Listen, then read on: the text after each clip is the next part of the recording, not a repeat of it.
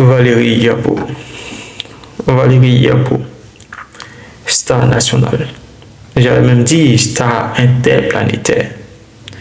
Du fait du rôle machiavélique qu'elle a décidé de jouer contre son propre parti. Aujourd'hui, tout parent devrait conseiller à ses enfants de tout faire, de se battre dans la vie pour réussir, mais tout faire pour éviter d'être le Valérie Yapo de la famille. Quand je dis Valérie Yapo, je l'assimile à des qualificatifs comme la haine et la jalousie. Ce qu'elle voit peuvent nous conduire la haine et la jalousie. Très souvent des chemins de non-retour. Je dis bien des chemins de non-retour. Tel est le cas aujourd'hui pour Valérie Yapo. Nul ne sait la pression qu'elle subit. La pression énorme qu'elle subit. Nul ne sait. Parce que simplement, sa haine et sa jalousie la conduit sur un chemin de non-retour. Voilà ce qui se passe avec Valérie Yapo aujourd'hui qui l'a conduit sur ce chemin de non-retour. Valérie Yapo nourrit une haine et une jalousie féroce contre son oncle. Quelqu'un disait, c'est une affaire de Yapo. Oui, c'est une affaire de Yapo. Le ministre Yapo Kalis a pris sous son aile sa nièce, qui, j'ignore même si elle a le bac. Oui, Valérie Yapo, j'ignore si elle a le bac. Mais lorsque ce dernier fut nommé ministre, il prend sa nièce sous son aile et l'injecte à son cabinet. Pour lui, c'est un parent, c'est une fille. Donc, quoi de plus normal que lui, nommé ministre, ne vienne pas en aide à sa fille. Mais il ignorait que cette aide allait lui causer préjudice, parce que cette aide allait nourrir une certaine forme de jalousie, de haine incommensurable, qui allait petit à petit consumer Valérie Yapo, jusqu'à rivaliser avec son oncle. Pourtant, incompatibilité de compétences. Un ingénieur, un intellectuel, un fin bosseur, un fin travailleur, et Valérie Yapo, qui elle n'a même pas le bac. Mais voyez-vous, c'est aussi ça, les défauts de la jalousie. Très souvent, ceux qui jalousent sont ceux-là qui n'ont pas les compétences requises pour rivaliser avec celui qui jalouse. Mais ils veulent atteindre ce niveau. Au lieu de se mettre au travail, ils préfèrent les calomnies, ils préfèrent les moucharderies, ils préfèrent encore pas mal de choses vraiment mécréantes, qui aujourd'hui nourrit petit à petit la haine, la jalousie, et qui les conduit sur ce chemin de non-retour. Qui sait encore une fois ce que subit Valérie Yapo.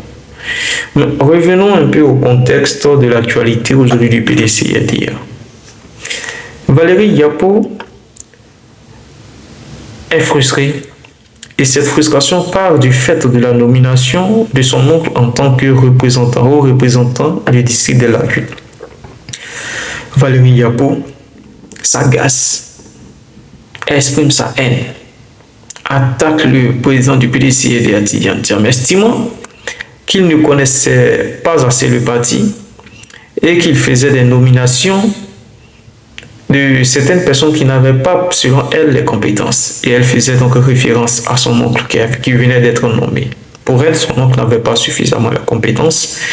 Et elle avait suffisamment la compétence pour occuper ce poste. Donc, elle a claqué la porte du PDCIDA et s'en est allée. Et ce récit-là, nous le trouvons encore dans le communiqué du doyen Aouzi Achijul, celui-là qu'elle a suggéré comme administrateur provisoire du PDCIDA. Mais nous allons y revenir. Donc, quand Valérie Yapo claque la porte du PDCIDA, aujourd'hui, pour revenir au contexte qui prévaut, Valérie Yapo intente une action en justice contre son parti. Et dans la première requête, c'est qu'elle souhaite revenir dans les instances du parti, certainement pour participer au bureau politique. Et cette requête, en tant que clairvoyant, le président Tidjane Thiam décide d'amnistier, de lever toutes les sanctions contre Valérie Yapo. Heureuse d'apprendre cette nouvelle, mais toujours consumée par sa haine et sa jalousie envers son oncle, le ministre Yapo Kalis, Valérie Yapo décide de transmuter sa requête en une seconde requête. Cette fois-ci, demander l'éviction systématique du président Tidjane Thiam en tant que président du PDCIADIA et demander la suspension de toutes les activités du président Tidjane Thiam en tant que président du PDCIADIA et demander l'administration provisoire du PDCIADIA et la personne suggérée bien sûr par Valérie Yapo, le doyen du second âge, Aouzi Achi Jules. C'est là se posera donc toute la qualité de mon interrogation. Je me demande pourquoi forcément ce doyen. Certains diront certainement que c'est parce que c'est le second âge, mais mon analyse ne se base pas sur l'âge. Je me pose encore la question, pourquoi forcément le doyen Aouzi Achi Jules? Et ma réflexion me conduit déjà sur le lettrage du nom, c'est-à-dire le patronyme même du doyen, Aouzi Achi. Pour la plupart du temps, mes amis qui s'appelaient Achi, ils étaient généralement des Abers et des Atiers. Donc systématiquement, quand je vois Yapo et je vois Achi, je sens que ces personnes viennent tous de la même région. Et donc, je me rends compte que le doyen Aouzi Achi Jules est bien sûr proche des Yapo. Mais duquel des Yapo il est très proche, parce que celle qui formule ce vœu-là, c'est Valérie Yapo. Et je retourne encore voir les discours de Jean-Louis Billon, qui demandait à ce que le président Tidjane Thiam retouche l'organigramme du PDCIADIA, revoit complètement toutes les nominations qui ont été bâclées selon lui et qui sont généralement à la faveur du président Tidjane Thiam. Des nominations en qui il ne se reconnaît pas. Et donc pour lui, même s'il doit participer à une convention ou à un congrès, il faudrait que l'organigramme quand même puisse subir une certaine modification. Et nous revenons à notre analyse, sachant très bien que Valérie Yapo et Jean-Louis Billon sont des connivences, ce qui veut dire que la proposition de Valérie Yapo sied systématiquement à Jean-Louis Billon, parce que Valérie Yapo est considérée comme la porte-parole de Jean-Louis Billon.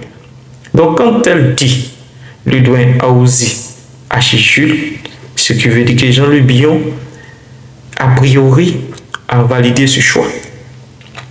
Et pourquoi est-ce que Jean-Louis Billon validerait ce choix s'il n'y a aucun lien entre Billon, Valérie Yapo et le doyen Aouzi Achi Jules? Pour moi, il y a vraiment connivence. Il y a vraiment collision.